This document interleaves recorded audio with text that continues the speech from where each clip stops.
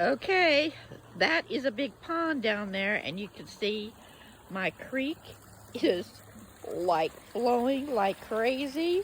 I've got little mini rapids. Seriously. Woo, we had some rain last night. There were flood warnings and everything. Woo, whew, that big thing across the way is from a hurricane. Uprooted the whole dang tree. But the rapids are cute this morning. Yes, this is where I get my water, off grid.